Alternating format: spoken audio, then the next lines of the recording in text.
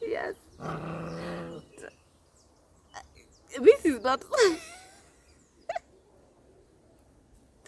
Literally, that's not our dog. And if it pulls out my wig,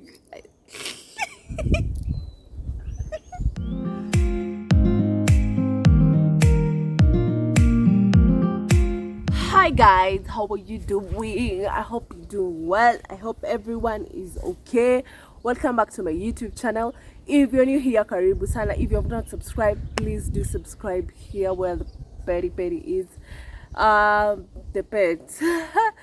Yes, honestly, from the bottom of my heart, thank you so much for everyone that has subscribed. Thank you for everyone that has been watching my videos. I really appreciate. I'm so grateful. Yeah, we are 300 and moving. So thank you so much. Let's get to 500 and I will appreciate. So, today I want to tell you a story. I don't know how. Yeah, but let me tell you a story. Is it a story really? Okay, here's the thing. So when growing up, my mom brought me, or rather, when I grew up, I found a cat in our house. Since I had like sense to know, what animals are, who is your mom, who is your dad. So yeah, so there was always a cat in the house, and I was so attached to the cats. So anytime our cat would go missing, I would feel emotional, like I would even cry, and then my mom would bring for me another one. So she used to tell me so that I would like be quiet. That cat, its genes are for getting lost. It's a wild cat, so that's why it got lost. Don't worry, I'll bring for you another one. So yes, so she used to bring for me so many cats, kittens. I've had so many colors: black, white, brown. I used to feed with them together. I used to go to bed, share a bed with the cat, and then my mom would come and take it off.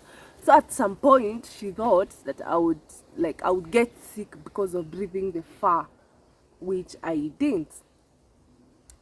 I grew up well, and then some maids and conception say the reason why I have like a hoarse voice is because of staying with the cat and inhaling. I don't know how true it is, but those are myths and misconceptions. So here's the thing, guys. So let me tell you how emotional I was. Remember that song? Woi, kanyauga kwa negakwire. Anytime someone would play that song in the radio, I would literally cry. Like I was so attached to the cats. Anyway, fast forward, a big girl now. Life happens, life moves on, and now with a baby, of course, you have not much time with the with the cat. I was a bit detached, but still I have that attachment of cats. So fast forward, I was brought for a dog when the baby was, I can't remember how old the baby was, but yeah, my very first dog, a Chihuahua. Oh my goodness, I was so attached to the dog, Yani, and this dog was so friendly to me, such that we would go for morning runs together. Okay, when I used to go to morning runs, nowadays I don't. We would go for morning runs together. We would do so many things together. We'd go out. If I'm sure I'm going somewhere where it's not that far, we'd go together. And this dog was so harsh. Is harsh the word? I don't know if harsh is the word, but no one could get inside the gate. That dog would literally bark, and it used to bite people. By the way, if you're a stranger, you come in the gate, it would bite you at the heel. Yeah, so that dog, we called it Cookie, because I remember I was inspired by Cookie. I think that time I was watching Empire, so I was Cookie was my favorite actress, Cookie from Empire. Yes, Cookie Lion. So yeah, I called it Cookie, and it grew to be a big dog. dog, and you know, those moments that you cook together. That dog would literally never leave my side, in the kitchen, in the bedroom. It would come to wake me up in the morning after, you know, it's opened from the kennel. Yeah, man. And then one, oh yeah, after Cookie was, I think, a year or two, I think it's a year, then another dog was brought. That dog, by the name, we call it Fluffy, but short form Fifi, who is this guy, this guy, this guy right here. Say hi, hi. I know, they're so sweet. Oh, yeah, so bad. I mean, who cannot be attached to such a sweet, caring animal like this one? Look at it. So, and this is Milo, the smallest and the youngest. Oh, oh, mm. Yeah, they're all immunized, so you don't have to worry about anything because of the baby. So, Fifi or Fluffy was brought, and they were actually Fluffy was Cookie's brother, small brother. You get it? So Fluffy was Cookie's. No, you be friends. Was Cookie's small brother. So one day, you know, as usual, Cookie was, as usual, they are locked in the kennel in the evening so that they can have the feed and then later be opened, or, you know, sleep in, depends. So Fifi, no, Cookie, one day we woke up on a Sunday, and we found the dog dead. I mean, which human does that? So here's the thing, the dog had eaten Mukimo. So we found in the morning, we found the dog. It had already died, and it shown that it had puked Mukimo, which we had not cooked in the last, like, I think 2 weeks. We had not done Mukimo in this house. So I wonder who did that. Probably a neighbor, probably someone that, you know, basically poisoned that dog. Because that dog, like, it used to bark, like that dog was, you know.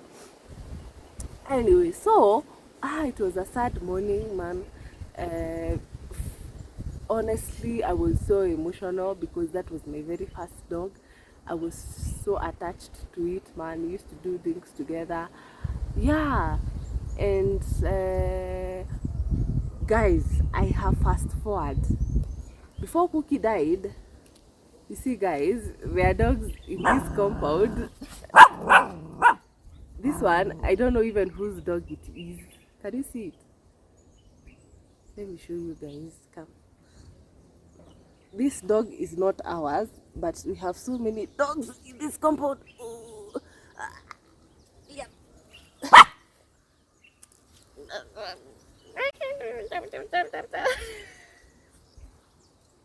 Yes. This is not.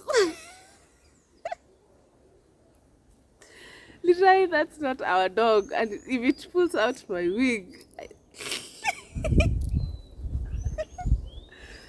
I don't know. I think it's a neighbor's dog, but we have like so many dogs in this compound. That's how our dogs. That's how friendly our dogs are. They keep on calling dogs. So yes, I was saying, before Cookie died, they had given birth to, like, how many? Four puppies. So 3 of them died while in the kennel. Reason being, the baby was so attached to the puppies, and he used to, like, go inside the kennel and stay with them. No matter how much we tried to stop him, we understood that it was attachment. So we let it be. So in the process, he, like, slept on them without knowing, and they died. Actually on 2, or is it 1? Yeah. So the others died in different ways, you know how dogs are. So after that, we were left with one puppy. It was called Trixie. Trixie, man, we were so attached to that puppy as well, because it was the first child of our dog, of our first dog, the first puppy. Guys, this dog is here. What do you want? What do you want?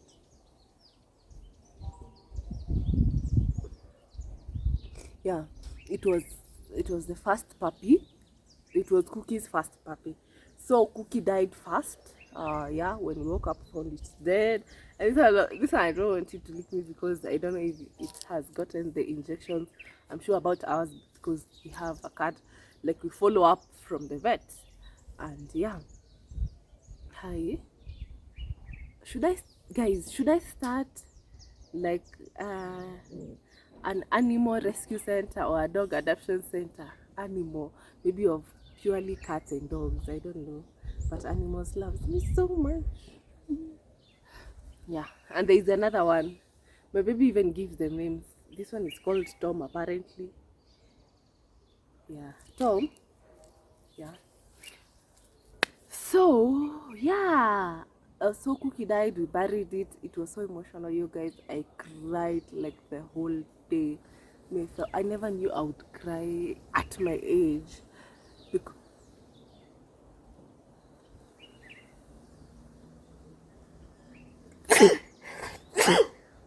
Excuse me. Because of an animal, a dog specifically. Yes, so we buried it and moved on, because we had like a legacy, which was Trixie. So one day, Trixie was small actually. Imagine Trixie got lost. Wait, guys, did I mix you? Who got lost first? Trixie got lost first, and then Cookie died. Yeah, because I had like this. This is like the very last picture I took of both of them. Then Trixie got lost, and then the mommy died. Man, that was sad. So I was left with Fifi. Fifi as the only dog for such a long time, and you know, see, they all want attention. Now this one beings.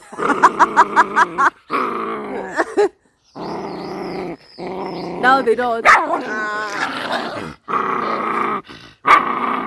Okay. Okay.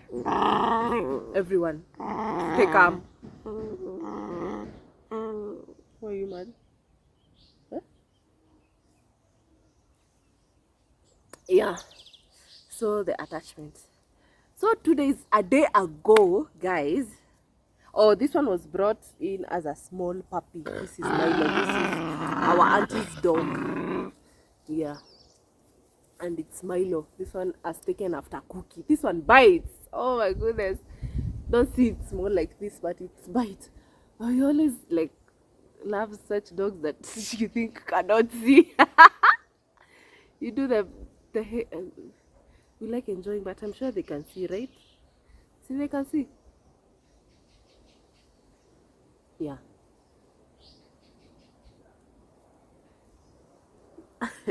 Yes. So Milo, oh, a day ago, Fifi got lost. I didn't notice until morning. See, I told you the dogs feed in the evening, and then in the morning, evening, so they might be open for or not open for. Either way, especially when it's rainy, they don't want to be outside. We don't want them to be out. So I saw Milo in the morning. It came as usual. When you open the door, they come and say hi if they're not in the kennel. So I thought Fluffy was in the kennel. So I went to pick. Fluffy was not there. I panicked. I started like telling everyone, hey, Fluffy is not in the house, in the compound. We looked for it, we posted in a group where, you know, there are many where there are neighbors. And guys, the reason I'm telling you this story is I'll tell you the reason in a bit. So we agreed not to tell the baby the dog is missing. To our surprise, the baby knew the dog's moves the previous evening, because he said the dog was barking at the donkeys, at the donkeys, and then it came back, and then it got lost. Yeah, he was saying it got lost. It went and never came back. So he knew about it, so we didn't worry. Kidogo. Now when I came in the evening, he's like, I told him, let's go look for the dog. And he kept on saying, I don't know if I have that video. He was like, I'm so sad. I'm so sad. Where is Fifi? I hope Fifi is okay. I miss Fifi. Can we go look for Fifi? Man, that thing, it broke my heart. It's just a dog, it's just a pet, but it had that strong emotional attachment to the baby. And then I was like, you know what, if this dog goes missing and never comes back, we'll never ever get any other pet, because we are hurting this boy's feelings. It's not something we take for granted, because he was getting really hurt. He kept on saying, I hope Fifi is okay wherever he is. I hope Fifi has eaten. I hope, I'm so sad, man. So the reason why I'm telling you this short story, guys, is because I don't know, besides human attachments, animal or pet attachment is something quite intense that we might not take like for granted. I used to cry because of maybe my cat would go missing, or maybe my cat would, I've never seen a dead cat, so I just knew they would go missing. Probably they used to be poisoned and my mom used to hide, the carcass. But it hit me strong when I noticed how attached the baby was, and how it was hurting its feelings. Honestly, if that dog would go missing, would be left with maybe Milo and no other. Okay, we have a cat. That cat is a survivor. Here it's survived for more than, it has lived for more than 7 years here. So, but dogs is something else. Trixie was stolen.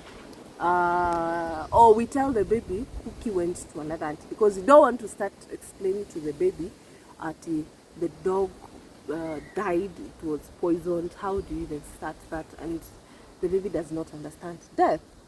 Yeah. So yeah, he keeps on saying, can we go to the auntie and get the dog? I'm like, no, that auntie lives far. So yeah, guys, tell me, guys, how do you deal with like pet attachment? Okay, he's attached to two things, his dogs and his cars. There are cars that if they go missing, guys, you will look for them. He goes to shower with them, he goes to bed with them, like whenever he's playing he has the cars. And guys, how do you deal with like animal attachment to babies? And that I want your opinion on that. So guys, is it a story? Yeah, it's a short story. I hope someone will teach me how to deal with it. My lesson learned is that I don't know, I can decide not to get too attached, but can the baby be? So guys, if you love this video, please do subscribe, share, like, comment, and I will really appreciate. Love you all.